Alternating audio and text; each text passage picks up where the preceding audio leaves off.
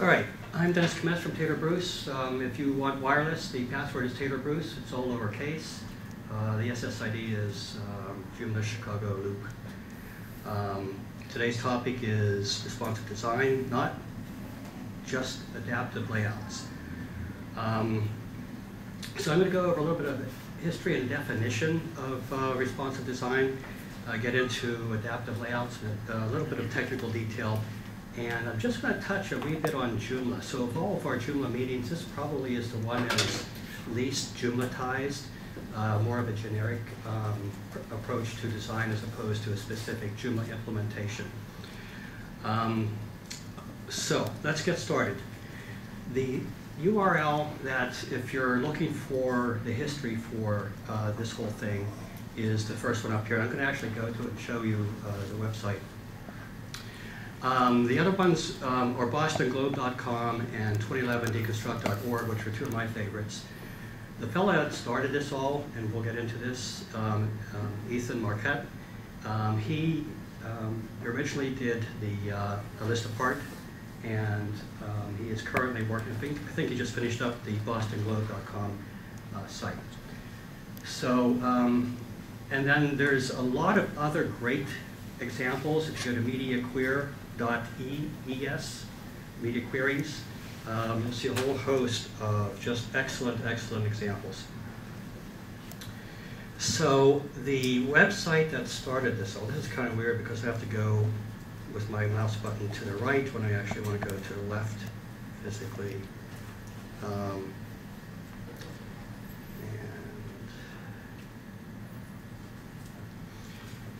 This is a website that went along with Ethan's article. And again, Ethan is, and I'll get into it in more detail, the sort of the grandfather of responsive design. He's the guy that started it all. And this is his website. And basically, here, let me put up a little, if you look on the upper left, the viewport size there is currently sitting at 1535 wide. So what I'm going to do, if I can maneuver correctly, is I'm going to resize this screen and watch what happens. First of all, let's look at what's there before we forget, because it's going to be changing around. We have the menus on the top. We have 6 images in one row. You have an image to the left, and you can see, because it's sort of important, you can see the guys, both guys, and you can see that both of those guys' shoes. All right, so why am I telling you this? Well, it's going to disappear in bits as we go and we make the site smaller. So the first thing that happens as we're going into around 1200, see what happened there is the designer of this site chose to make these images in 2 rows and instead of 1 row. So something happened between these two viewport sizes, and that's called a breakpoint. And so the designer said, okay, I think at a certain width, my current design, which is 6 images, 1 row, breaks. And I think it's more pleasing to have it in 2 rows of images. So my current one breaks, and so it's called a breakpoint. As you continue on with this design, well, first of all, another thing happened is the content up on top, the menu items, they move from the top down to the side at the same time. The next thing that happens is, if you notice, the guy sitting down on the left, he's getting squeezed out of the picture. And squeezed and squeezed and squeezed. And eventually what happens is that picture just disappears. So that's another breakpoint. It happened, where did it happen at? Roughly around 500, 600 pixels width. And so Ethan Marquette, the designer of this website, said, hey, I think I'm broken when I get down to that size. And, that picture right up there, it's a piece of content that I really don't care about. It's not important. So I'm just going to get rid of it. So that, in a nutshell, is what is known as not responsive design necessarily. It's really known as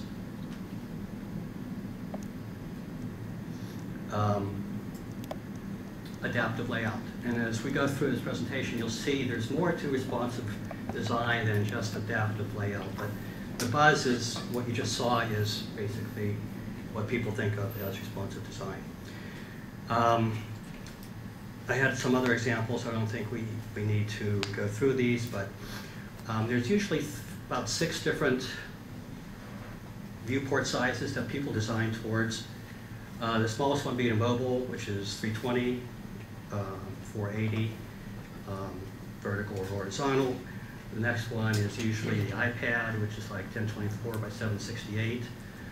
And the last one is the desktop, which is roughly 1200. There's also one other in between. I think it's the Kindle, or there's another form factor around 600 that people sometimes. So with those two, orientations, horizontal and vertical, along the 3 or so different devices, most people design for about 6 different layouts. So what do adaptive layouts do for you? Well, they enable the developers of these designs to adapt their design to various screen sizes.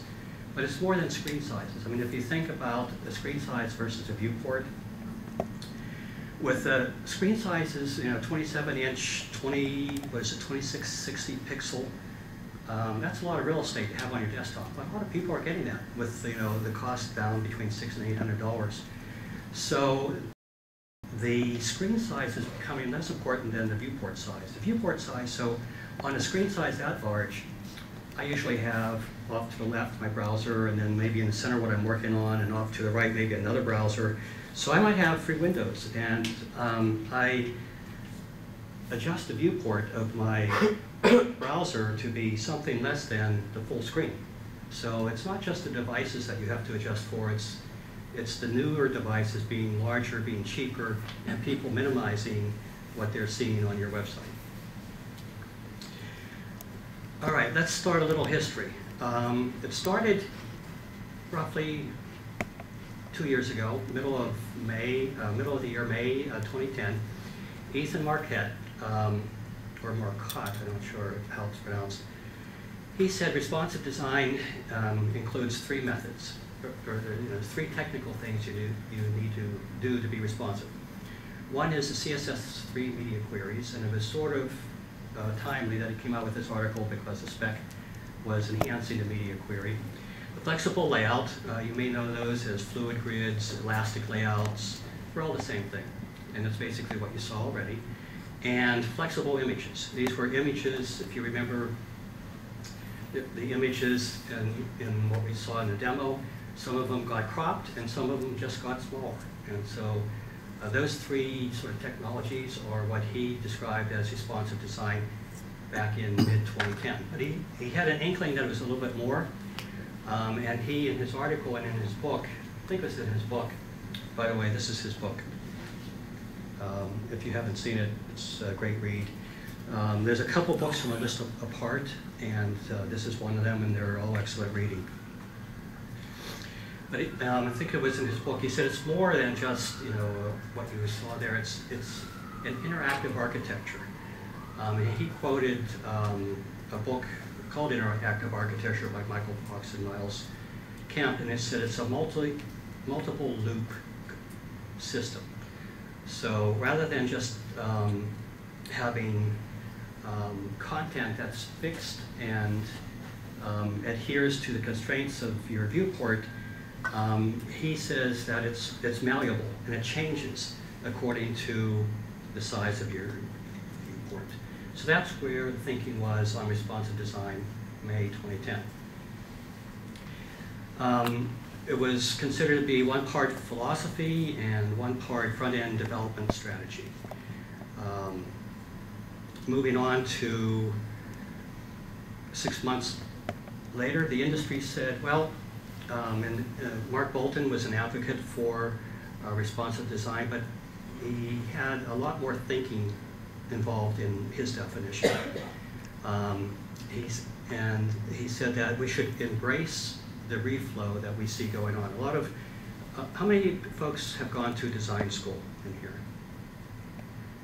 And I haven't, and what he says is that you've been taught that constraint is a good thing, so that you're in control with your web page or your whatever layout size.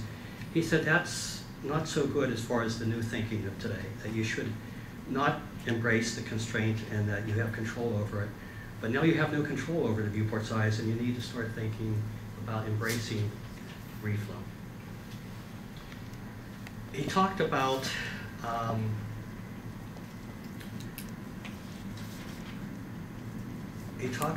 designing with the content out instead of the canvas in. So if you remember when you were in design school, that's where you started. You started with your canvas and you made whatever you were designing fit on the canvas. Now he says start with the content. And so when you pick your grid, for example, and you can have different varying sizes of grids and columns and so forth, start with what you have.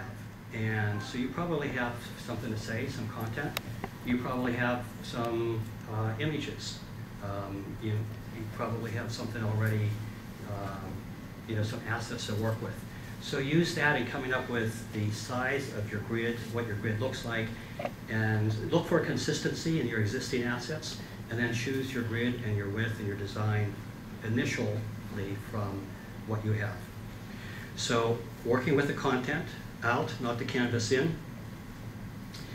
The second thing he said is to create connectivity with your audience, you should use relative measurements. Pixels are out the door, come in with M's, or percentages. And he talks a lot of it about the Egyptians. They used I forget what it was, he mentioned, started with a K. I want to say Kismet, but it's cubic. The English used inches, and they were basically, went back to the size of the anatomy.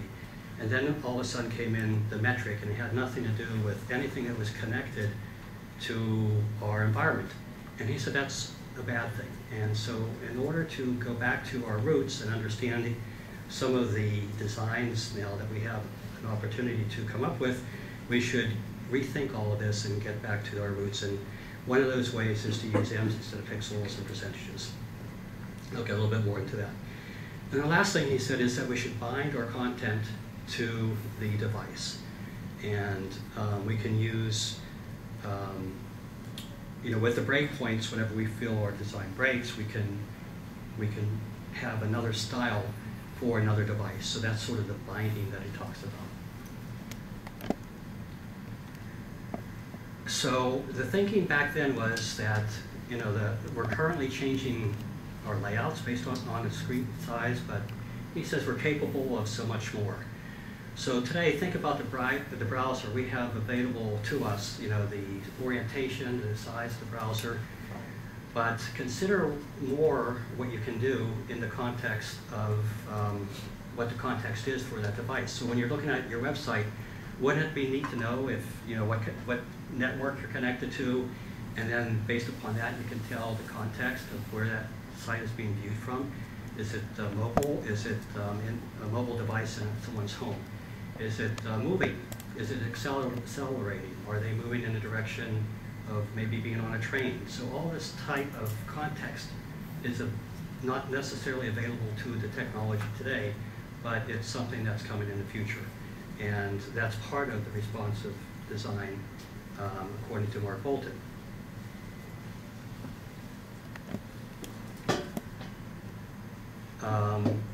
So he talks about content, layout, behavior, and perception and brand also being part of the responsive design. So your brand and its perception can change according to the different context that it's in, or the different device sizes. So all things are open for change. As before, we thought that, okay, we had this canvas and we had to constrain and make it as good as we could. Now that thinking is not helping us, it's a hindrance to us. So, you'll see this slide throughout my presentation. Not sure how to pronounce her name, Marie Buchan from Head London. She did a great article in this magazine here, responsivedesign.net, and she basically indicated what the current thinking is regarding what responsive design is. And it's three things, and I'll tell you the first thing, adaptive layouts, and that's sort of what I just covered. But it's two other things, and we'll get more into those as the presentation goes on. So where did I leave off? I left off in January 2011. In mid-2011, thinking is, well, yeah, it really is probably more than just adaptive layouts. And one of the gurus in the industry, Jeffrey Zeldman, said it is. It's anything that delivers elegant visual experiences. Not design, but experiences. So now the concept of just it looking good is one thing, but he's saying it's more an experience. And then the whole sort of world opened up. Dan Calderholm says, finally, we're not designing sheets of paper that happen to be on the screen. So that's where we were in the industry. You know, it's sort of a freedom. At last we've arrived. And he says, I'd love us to rethink things in a more holistic manner. But for now, sometimes it just can't. So on his website, dribbble.com, it's a place where it's a good website to just check out what designers are doing. You put your stuff out there just to be seen, see and be seen. He said, no, I'm one person, and that's all I have time to do, is just keep it up and running. And so I really don't have time to redesign it from the ground up, thinking about all the things I should be thinking about. So I'm going to take the first step in responsive design. I'm going to make my layouts adaptive. And so that word adaptive came about as meaning that you're going to adapt your current website and probably all of the content with style sheets to look better on multiple device sizes. So a fellow by the name of Aaron Gustafson wrote a book, good book, bad name for it, I think, Adaptive Web Design. And so he talks about progressive enhancement and graceful degradation. So you had all these buzzwords coming up. Everybody had their different terms for it. There's some arguments. One of the arguments here, Jared said about Aaron's book is, so I've continued believing that adaptive web design refers more to the secondary and less fluid approach of adapting an existing web design rather than creating a responsive design. So that's generally where we're at right now, is that responsive design means the ground up, and adaptive design means adapting something that you just don't have time to think of it from the concept of being responsive. So, a little teaser. What else might responsive design be? Any guesses? All right, let's go on and maybe we can figure this one out. So you have all these things. Where do I start? Do I start with an adaptive style sheet? Do I start with a holistic approach, taking everything into consideration and maybe throwing out what I have already? Do I progressively enhance with this holistic approach? Do I start with what I have and do graceful degradation? Are fluid grids enough? So where do I start? I want to get started. How about the mobile? Mobile first. So the thinking is that you should start your thinking by inverting your design approach. And how you do that? You don't design for the desk and then you make it fit on a mobile device or a smaller device. You start with an inverted approach, inverted from history or historical purposes, and you do the mobile first. And this fellow, Luke, says that just a half day of brainstorming about your mobile experience can open up new ways of thinking about your product. Interesting. So he says mobile first. And other people started saying it during the end of last year. You have Kevin Lynch, CTO of Adobe. We really need to shift now to start thinking about mobile first. This is even a bigger shift than the PC revolution. Interesting. And he's no lightweight. Then you had Bill from Bank Simple. Designing the mobile app first forced us to strip down to the essentials. Director of Facebook. We're just now starting to think about mobile first and the desktop second for a lot of our products. Southwest Airlines, on their app, they have room for actually just what matters. And so they were. So this is what basically happens when you start to think about mobile first. You're forced to know your business and to know your clients, whether you want to or not, because you need to pick up the essence of what their business is all about, and you don't have much room to get your point across. So, does that help us? Content strategy. So content is still king. It's probably more important now than it was before, and it's definitely part of this responsive design. What is content? Well, it's text, images, videos, but it's more than that. It's everything that you see, the social media icons, the logos, the downloadable PDF files, and everybody should be involved, from not only the copywriters to the developers, or I'm sorry, the designers, but also the developers. So yes, you as a developer need to be involved in content.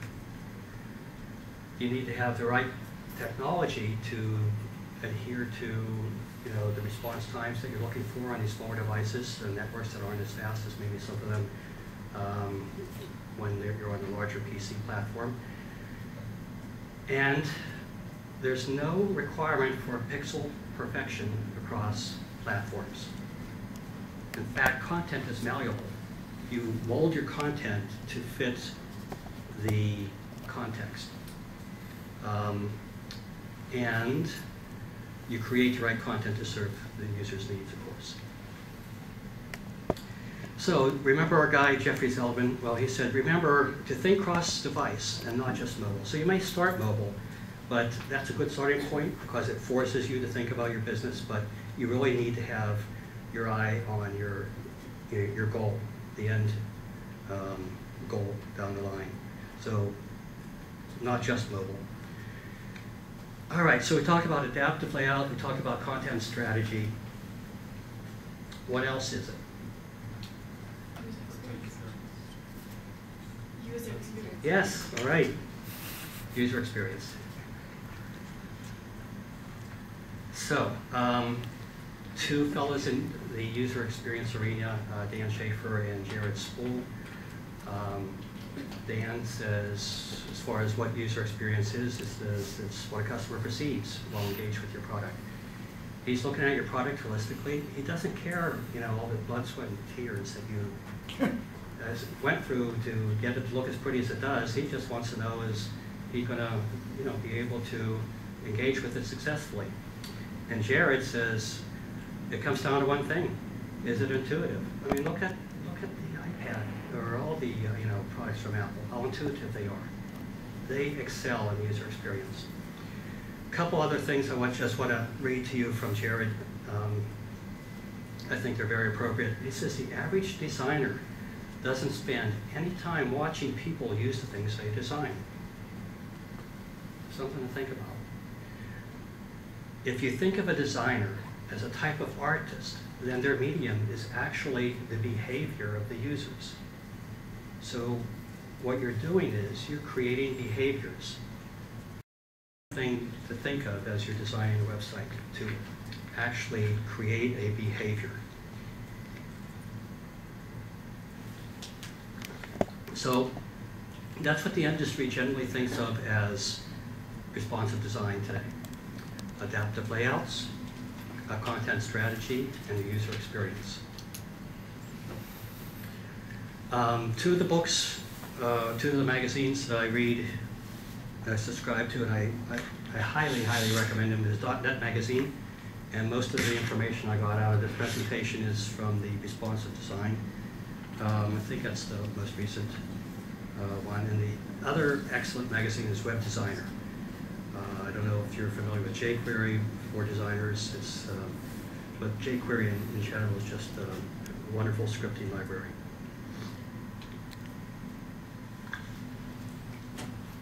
I'm just going to spend a little time getting a little bit closer to the adaptive design piece and talk about media queries, flexible layouts, and flexible images. As far as media queries, they allow you to detect the width, height, orientation, aspect ratio, yada, yada, yada of your device. An example is in your link statement, you have a media query, media equals screen. If you remember in the olden days, before media queries in CSS2, in your HTML, you would have, what was it, type equals print, type equals screen, and then they came out with type equals handheld, and no one in the industry, because it was too new, really recognized that. So the industry came up with media queries. And with media queries, you can tell a lot about what's going on. Two of the major things are the width and the height. And I'm not going to go through these in excruciating detail, but just take a look at what you can do with them. One note is that, and I'll get into this, I think I will, the meta tag. Yes, I will. There's a meta tag that you should use whenever you use a media query. And it basically makes the viewport that you're seeing and the viewport that's on your mobile device the same. So there's two viewports on some devices, on some browsers, and it's not consistent. The consistent thing is that you need to make it consistent for yourself. So when you use a media query, use the meta tag and set the device width equal to the width of your CSS. So now when you say, and I'll show you a picture, I'm getting ahead of myself, but it'll become a little bit more clearer. But you want to use this meta tag here that you see. So there's an example of using a media query with an import statement. The not negates everything it follows, and the only keyword forces usage only by CSS3 capable browsers. I'm not 100% sure what that means, but I always use the only. Does anyone else have experience with that one? What are you looking at? To use only in your media only. I always use it. It's a safe thing. I'm not sure why. It's not the way to use it. So, I guess another thing that's also there is that after all of your roles, you can put a comma and start with another type statement. So those would be, instead of connected by the and, those would be ors. And that's not too common, but if you look at the blue up there, those are different media statements with the comma being the or instead of the and. The logic of the only is if the browser, because the browser is the one that's interpreting this, the query, and so if the browser is CSS3 capable, then it's going to apply the media query and use what's below it. And if the browser's not CSS3 capable, it's going to ignore everything within the media query. Right, so I guess that's my conundrum. It's going to ignore it if it's not, so why do you have to say you only use it if you can take advantage of it? So I don't really understand the need for it. So the question is, in modern browsers, which means everything but IE, or standards compliant, can you use media queries? And the answer is yes, you can with some script. Respond.js is the script that I'm the most comfortable with.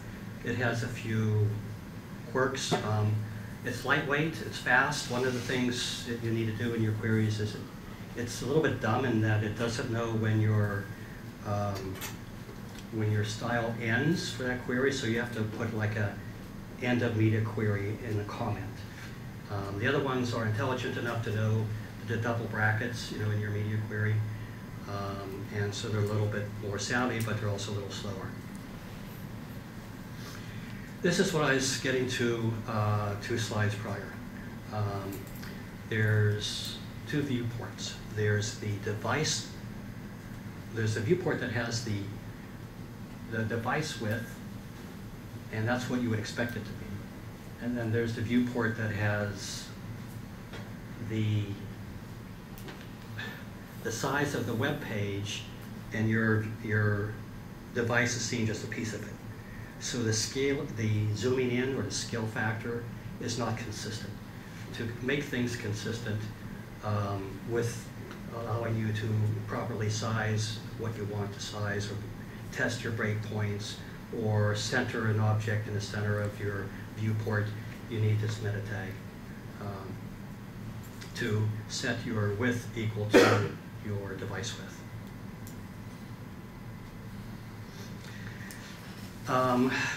The takeaway here is that probably the URL, which is has blanks in it, so I left a percent 2 zeros in it. Just a bunch of examples of the more commonly used media queries. You can see one, 320 by 480, 768 by 1024, and then two desktop versions, 1224 and 1824.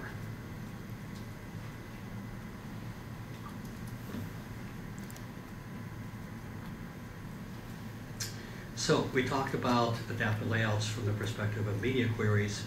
Let's talk a little bit about flexible layouts, also known as fluid layouts, liquid grids, elastic layouts, and probably more. Let's start with a grid system. A grid system is sort of like the structure. It allows you to consistently lay out your content. It works at two levels. One is by the cell itself, and then the other level is by the groupings of columns in the grid. And it allows you to, when consistently implemented, they say that it will increase the reader's confidence in your website. There's two popular grid systems. I'm sure there's maybe more that you're used to working with. There's the 1140 grid, and it's all explained at cssgrid.net, and the 960 grid, which is at 960.gs. The way the grid looks is, remember before I said it has you work with it at two levels. So here's the 960 grid. It has 12 columns. Each column is 60. It has 20 pixels in between each column, 10 pixels at the far left, at the far right. So this is 10. The other 10 is over there. So we have 20 pixels separating each of the columns. And you can work with it as on the cell or the column base, but you can also combine columns. So when you combine columns, you combine the space in between the two columns. So a two-column layout here would take up 140 pixels. This is supposedly my attempt at a joke of a confident layout and an insecure layout. Remember what they said is grids are supposed to ensure that your readers have confidence in your layouts and in your websites. So here you can see it just looks a little neater. But mind the grid, mind the gap. You start by building a grid. Remember I talked about Mark Bolton's idea of where to start with some of the things that you have. But it's not a straitjacket. And so if you if you feel you need to convey an artistic whatever, you can break the grid, but know that you're doing it and know when to do it. And that's the critical skill of knowing or what sets apart design A from design B. So we talked about grids. Now let's talk about flexible grids. And as you might expect, they use column widths, margins, paddings, just like the other ones do. But now instead of being specified in pixels, they're specified in percentages. Line height and fonts are specified in ems instead of pixels. An em is a relative unit. It's relative to the container that you're in. Basically, the height, the width of a capital M. Think of it that way, but it's basically the single unit of your container. So 1 em defaults to the pixel size of your container. So for flexible grids, you're going to use percentages, M's, media queries whenever the flexible layout breaks, and all layouts will have a breakpoint. So you can't expect to have one grid, one layout for all different sizes. So expect breakpoints and anticipate where they're going to be and what your design's going to look like. And then apply different CSS to your different layouts for each breakpoints. So if you look at a fixed grid and a fluid or liquid or elastic or adaptable grid, these are the differences. They don't look much different except when you specify them, instead of using pixels, you're using percentages.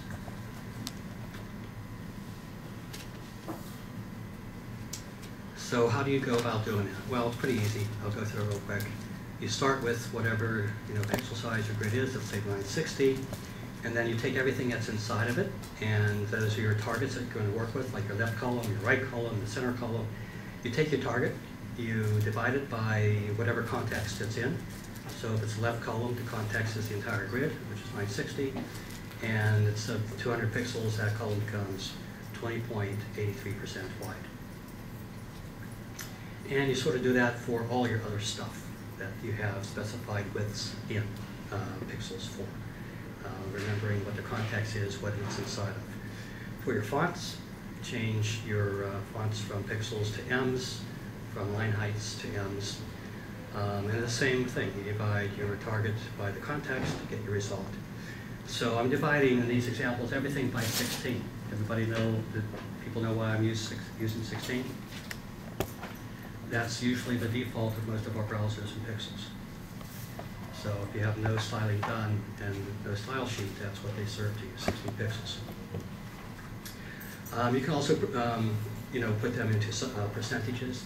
The thing is that they're not absolute. The thing is that they should be relative. And similarly for line heights. So so the M is relative to its container. So my last example there, the line height of 1.5 M's. So for 12 pixel line height, you might have, like a line and a half between the two lines. So let's say 18 pixels. So if your container so your body is say 12 pixels, your M size would be 1 M, and the line height would be, in this case, 18 versus 12, so it would be 1.5 M's. So it just wanted to get you thinking more about what an M is. It's proportional to the container also, but your container might be not the width, but rather the pixel size of your browser, 16 pixels, or the pixel size of your body if you have to override it, and you set it generically prior. The last step is just take your container, the entire 960, and you make it however wide you want it to be in your viewport. You might do it around 80%, you might do it around 90%, and so that's how much of your viewport size is going to be missing on the two edges. That's it. That's taking a fixed grid to a flexible grid. A couple neat toys in this area. One is called ResizeMyBrowser.com, and you can actually check out one of these buttons. It'll resize your browser automatically for you. Then you put in the URL that you're futzing with, and you can see what it looks like. Thanks to Jan. Thank you, Jan. There's this other really neat little trick. It's at benjaminkeen.com, .misc.bricss. And the way it works is you decide what your different sizes are, you put that in, and then it creates a button for you. And then you drag that button into your browser's bookmarks. So I have my bookmarks, a few of them, up on top. So now I have this button on my browser, and I can go to any website, click that button, And that website gets displayed in 4 different sizes for me, right in my browser window. Pretty neat stuff. Another nice tool, little tool that I use is pixels to ems. The left-hand column there is static, so it doesn't change, and so the black there is the standard default in the browsers where it's 16 pixels, 1 em, 100%, 12 point. And so that's there for reference. But if you click anywhere in that left, where the red is, for example, you can say, well, I want, my default is I want everything to be 10 pixels. So that means the container that I'm working with is 10 pixels. So from now on, everything inside of that container, when I say 1em, it really means 10 pixels. So you can play with it that way. If you don't like that, you can take the column on the right and just enter in anything. So I put in there, what did I put in? Up on top it says the base font is 16, and I want to work with 12 pixels. So I come up with 0.75 ems. So it's a handy little calculator. All right, so we talked about media queries, we talked about flexible grids. Next thing is images. Images, believe it or not, are pretty simple if you're working with a standard compliance browser, aka anything but IE. Even with IE, it's not that bad because you can, there's workarounds. So, bottom line, if you use max width for your images of 100% or width, you can use them. And with IE9, you need an IE789, you need a script. And there's an IE7.js, an IE8.js, IE9.js. If you use the 9, you don't have to use the 8 and 7, and vice versa. If you use the 8, you don't have to use the 9. So with a little script and the width, your images are all of a sudden flexible and fluid and resize themselves. Start to fit the container element of the image. Good point. But I don't know if you heard what Justin said, is they fit the container to put in. So if you have a div and it's 10% or whatever as far as its width, it will grow, and the 100% width image will grow 100% of that container. Backgrounds, jQuery's backstitch is my favorite. For IE7, 8, 9, I actually just use it quite often. And then these are new ones for me. There's a background size cover and a background size contain, and they work on all the browsers except 7, 8, 9. I was just not aware of them. But the cover, it covers the entire container. So you might lose a little bit if it's 69 versus a 4:3 ratio, and then as you might expect, the contain doesn't lose any of your image. But if you have a square and your image is HD, you're going to have those 2 white spots on the bottom and the top of your image. A very good little tool, caniuse.com. It not only tells you what you can use in your CSS, but also in your HTML. And it tells you down to what browser. And for those browsers that are non-standards compliant, for example, IE, it gives you more details on each of the browsers. So there's, these here, if you click on them, it just, all examples, it's a tutorial how to read it, tells you little tricks. So it comes up with this matrix, and it gives you little tips if you need to go beyond what the browsers are supporting, whatever you want to use, whether it's CSS or HTML. So that's responsive design. Who would have thunk? That's where the industry is right now with their definition. Let's talk a little bit about Joomla. Joomla implements responsive design through vendor templates. So, or you can create your own template, of course.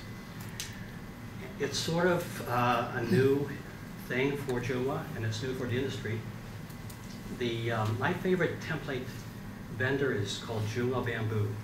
And even if, they didn't do responsive templates, I would probably stay with them. But they're the most progressive technology-wise, and they had Joomla templates that were responsive back in September of 2011. My next favorite was Joomla Art with its T3 version 2. And I was using that up until about a year ago, when I discovered Joomla Bamboo, thanks to Kendall, I think, was the first one that alerted me to them.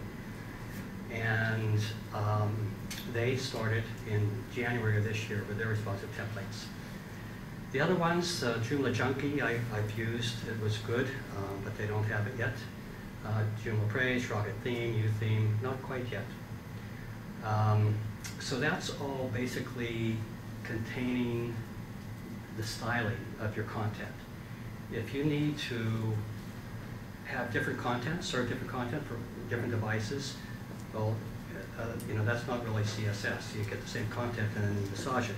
If you want to have different device recognition so that you can have different menus in Joomla, the best one, and by far it's very good, is called Mobile Joomla, simple as that. www.mobilejoomla.com. It's an extension, it comes with modules, and it uses the jQuery Touch, if you're familiar with that, templates. Very good technology. And last, there's, I guess, an ad tech posting, a fellow by the name of Seth Warburton on internetinspired.com. He's starting his own custom template. He's asking for comments, contributions, and it has not only the CSS in it, but the HTML5. He has content overrides that are for Joomla, and so you slip in one of his content overrides, and all of a sudden you have your HTML5 tags in your content. My favorite, Joomla Bamboo, is giving all of you folks a 25% off of their subscription. If anyone has gone to Joomla Bamboo, you'll probably see this face up here. He's the owner, Anthony Olson. So if you want to subscribe to it, use the coupon code Chicago Bamboo, and you'll get 25% off. Pretty good deal. That's any of the subscriptions on the site? Any of the subscriptions on a site, and this does not expire. So I was quite happy when I got this email from him. That's the presentation. Any questions? What did you think? Go ahead, Chester. Oh, I thought it was awesome. I remember I've done some flexible or stretchy designs in the past, but then kind of fell out of favor. And, I'm kind of wondering, how this is approached with clients or in a project level where clearly there's going to be some extra expense associated with supporting additional devices. And a lot of the clients I work with are small to medium-sized businesses or organizations that may not have extra budget or a big enough budget to kind of roll all the sophistication.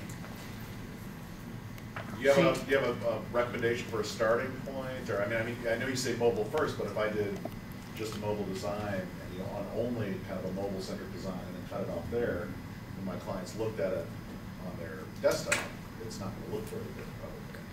Well, that doesn't mean you have to deliver a design, because they may not want a mobile design, but it's a way of thinking. Okay.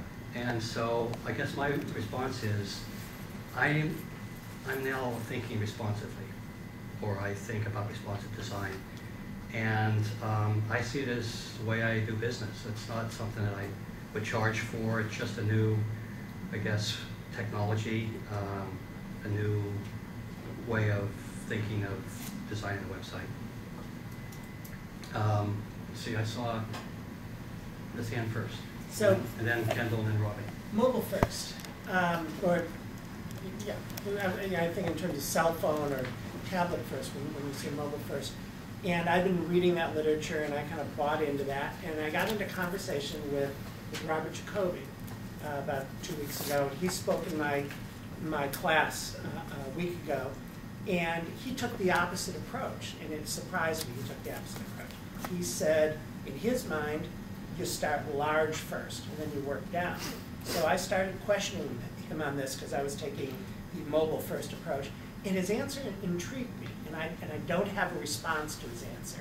So let me give you his answer.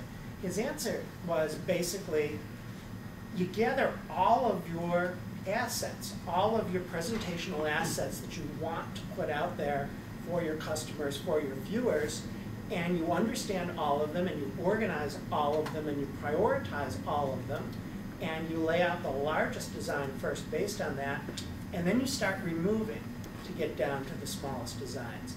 But if you start small and you add, you lose track of what you got and what's important.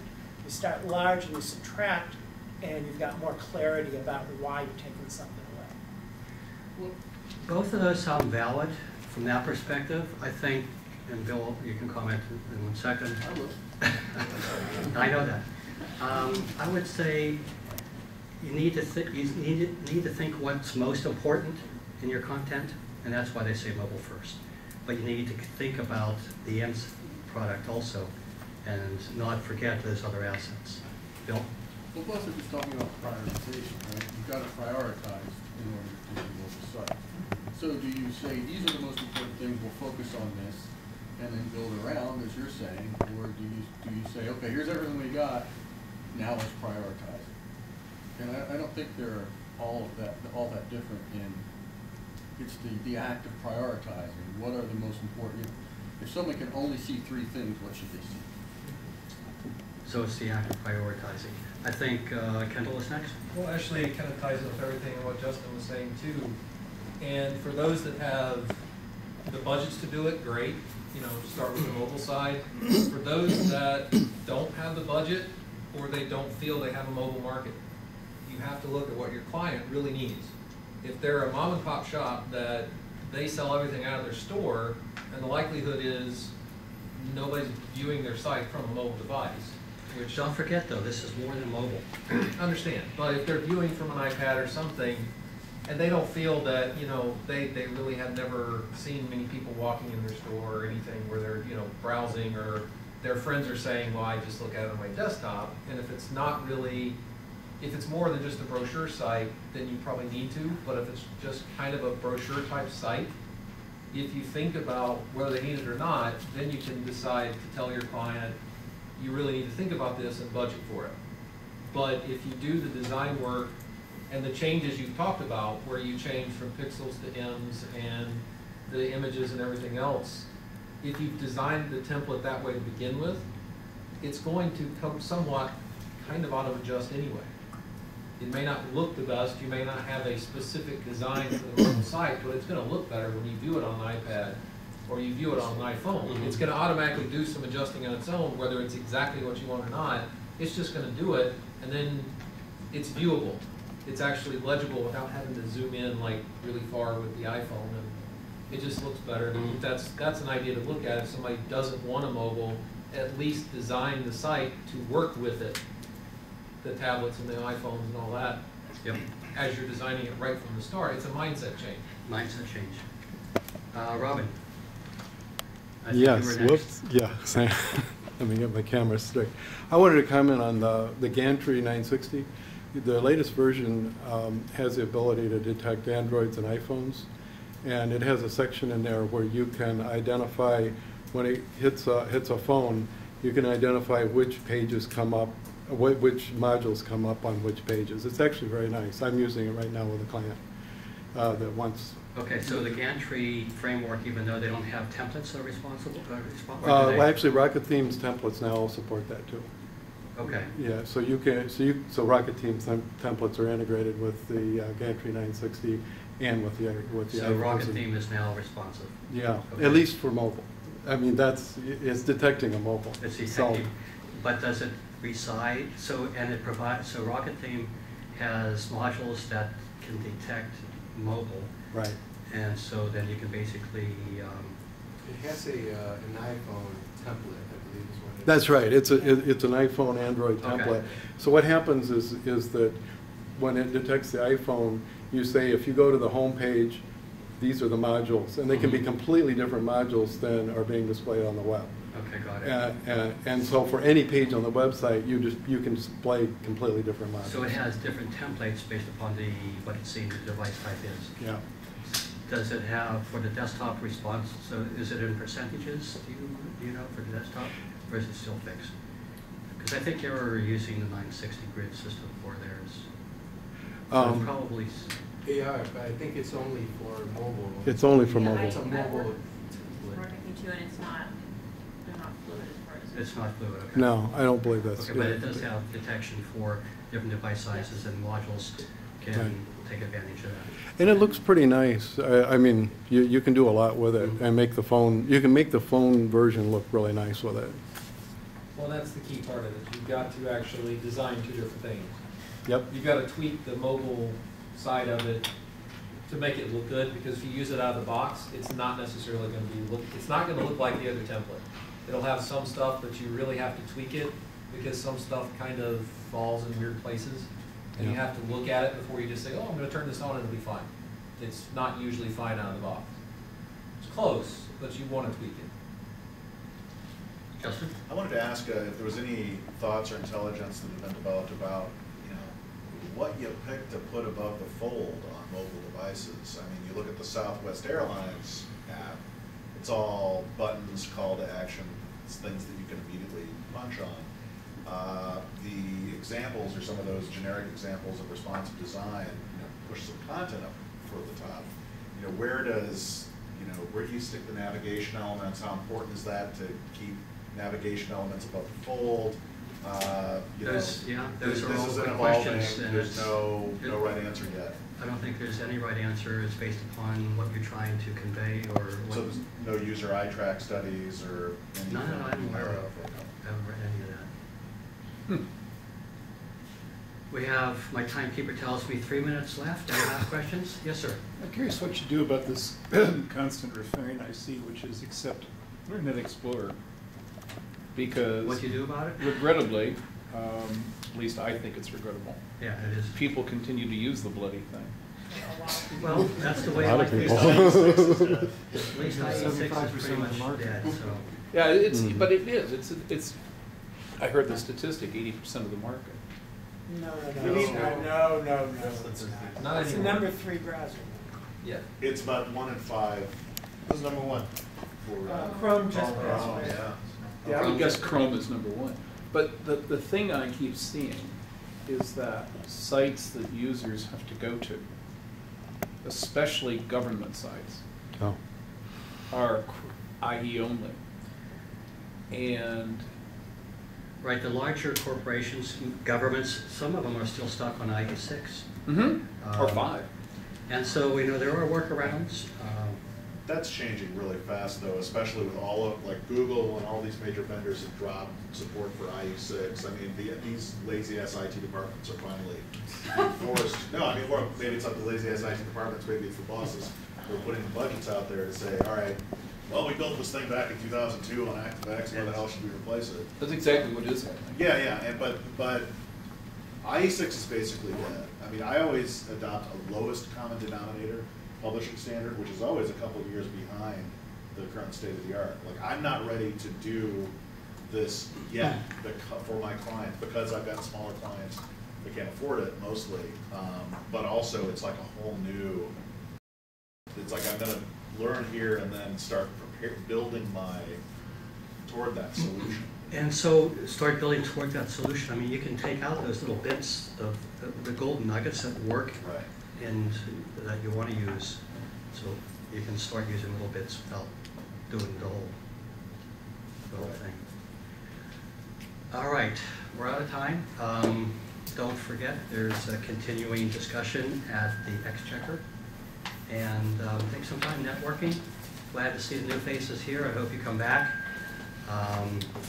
And there's, in May in Evanston, there's CMS Expo, if you're not aware of that. Go to cmsexpo.com, I believe. .net. .net. And I will see, hopefully, everybody next month. Thank you.